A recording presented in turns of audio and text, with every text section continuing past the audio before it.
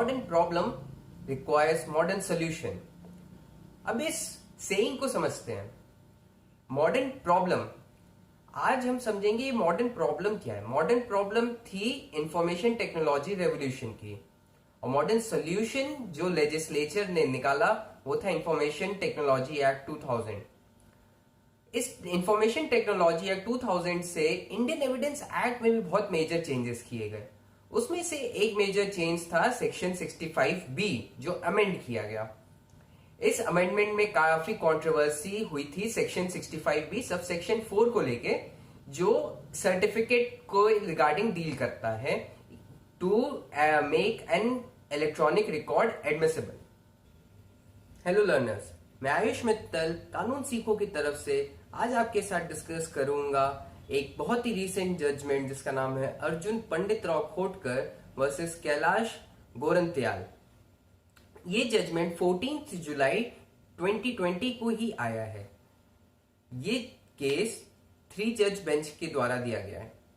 ये केस आया कैसे 3 जज बेंच के पास? ये रेफर किया गया था 2 जजेस बेंच के पास, क्योंकि 2018 का जजमेंट जो Shafhi Mohammad versus state of Himachal Pradesh है और Anvar PV versus PK Basheer के कॉन्ट्राडिक्टिंग जजमेंट्स की वजह से इसको रिफर कर दिया गया था हायर बेंच को।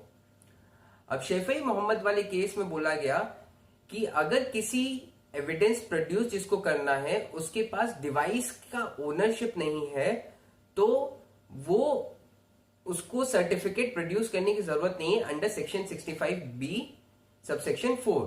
जबकि अनवर पीवी के केस में बोला गया था कि सेकेंडरी एविडेंस इलेक्ट्रॉनिक रिकॉर्ड के केस में एडमिसिबल नहीं है, और जब तक सेक्शन 65B के रिक्वायरमेंट्स फुलफिल नहीं होते तब तक ई रिकॉर्ड्स एडमिसिबल नहीं होंगे। तो इन 2 कॉन्ट्राडिक्टिंग जजमेंट्स की वजह से इसको रेफर किया गया हायर बेंच को। तो आज हम इस केस के कुछ मेजर फैक्ट्स जो प्रोपाउंड किए गए हैं वो देखेंगे। केस को पढ़ने से पहले हम पहले सेक्शन 65B को जान लेते हैं कि उसमें क्या लिखा है। सेक्शन 65B सबसेक्शन 1 में बोला गया है कि notwithstanding anything contained in the evidence act, if any information is contained in a printed form on a paper or is it stored, recorded or copied in any optical or magnetic media using a computer, then that electronic record will be considered a document under the Indian Evidence Act if the conditions under section 65B subsection 2 is satisfied। अब जब ये section 65B subsection 2 की requirement satisfy हो जाती है तब ये जो डॉक्यूमेंट प्रोड्यूस होता है इलेक्ट्रॉनिक रिकॉर्ड के थ्रू, ये डायरेक्टली एडमिसिबल हो जाता है कोर्ट ऑफ लॉ के सामने। और सेक्शन 65B सबसेक्शन 4 में बोला गया है कि एक सर्टिफिकेट की रिक्वायरमेंट होती है जब सेक्शन 65B के अंडर में हम किसी एविडेंस को प्रोड्यूस करते हैं। इस सर्टिफिकेट में जो चीजें पता चलती है वो है, एक तो ये कि क्या स्टेटमेंट उस इलेक्ट्रॉनिक रिकॉर्ड में है, दूसरा ये कि कैसे उस स्टेटमेंट को प्रोड्यूस किया गया है, और तीसरा ये कि कौन कौन सी डिवाइसेस इन्वॉल्व थी उस स्टेटमेंट को प्रोड्यूस करने में।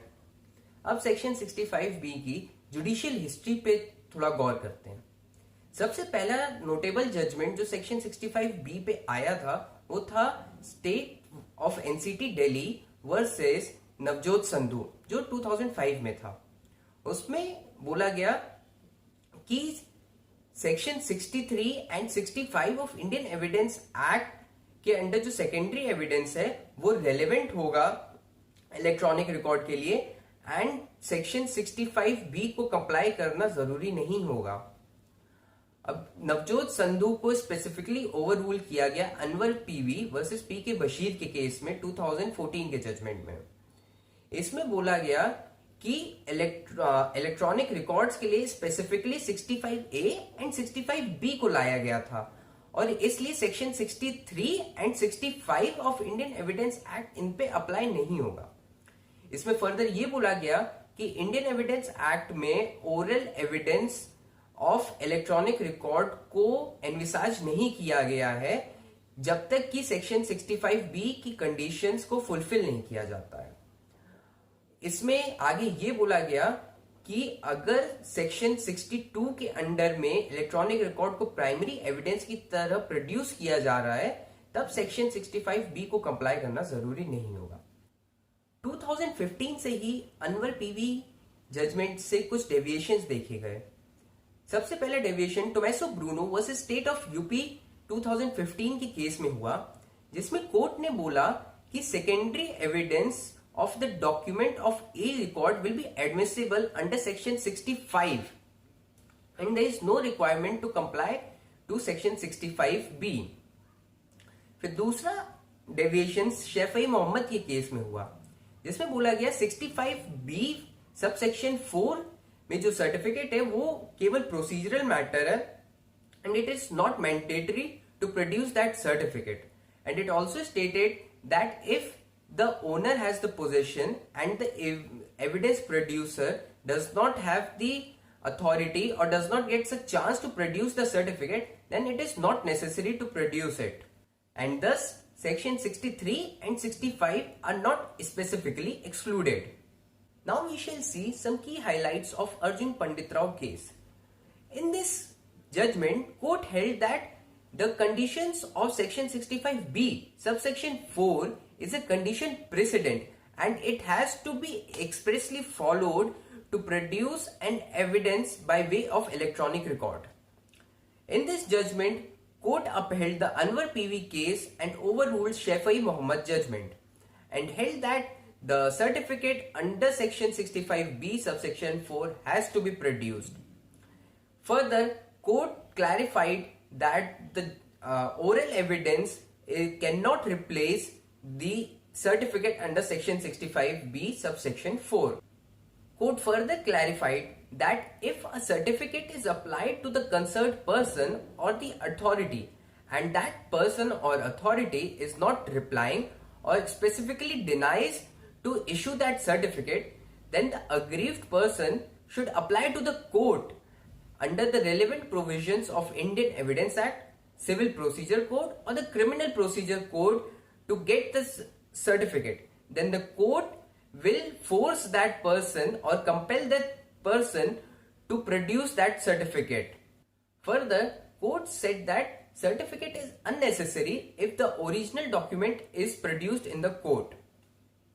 Further in this line, court said that prosecution can delay to produce this certificate in appropriate cases, but court specifically warned that it should not prejudice the accused.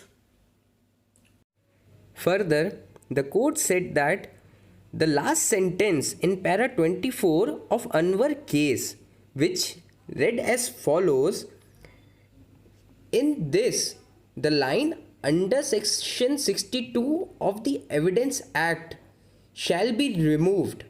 Thus, the appropriate judgment will be if an electronic record as such is used as primary evidence, the same is admissible in evidence without compliance with the conditions in section 65B of Evidence Act. इसका मतलब ये है कि अगर primary evidence की तरह electronic record को produce किया जा रहा है तो सेम तरीका से ही, सेम वे से ही वो एडमिसिबल हो जाएगा अंडर सेक्शन 65B में, और सेक्शन 65B सब सेक्शन 4 में सर्टिफिकेट की ज़रूरत नहीं पड़ेगी. Next, if we analyze section 65B, subsection 1, it starts with a non-obstant clause. So, it makes the drill of section 65B compulsory. Thus, the certificate under section 65B, subsection 4 is compulsory. Court gave a general direction to the cellular companies and the internet service providers to save the call records or other relevant information for the concerned period. Court gave the directions to frame rules under the Information Technology Act 2000. Now, after seeing the key takeaways of this judgment, we can say this is a progressive judgment as it clears some air on admission of electronic records, as it gives much needed data retention guidelines to the cellular companies and internet service providers. Further, it strengthens the aggrieved party as there will be intervention of courts to procure certificates. अच्छा student वो होता है जो सवाल पूछे. So we will see some criticism on this judgment. First, in Sonu versus State of Haryana in 2007, plea of non-admissibility of certificate under section 65B subsection 4 in appellate court was not allowed, and the party has to appeal for the same in the trial court itself. Court held that the courts can delay production of certificate in appropriate cases when it doesn't prejudice the accused. That is, the certificate can be produced at a later stage but before the completion of the trial. This gives an uncertainty that when should the court step in, as this may cause delay in trials. Justice V. Subramaniam, in his concurring judgment, extensively analyzed the laws of UK, US and the Canada. He said that Section 65B was substantially derived from the Civil Evidence Act 1968 of UK, but this law itself was repealed in 1995. And these countries presume the integrity of computer devices and the information generated, and the trend in them is to allow evidence with ease.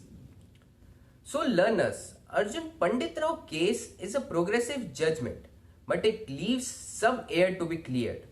So only if the court itself or if the legislature intervenes, then only there will be more clarity on this and will help the legal fraternity.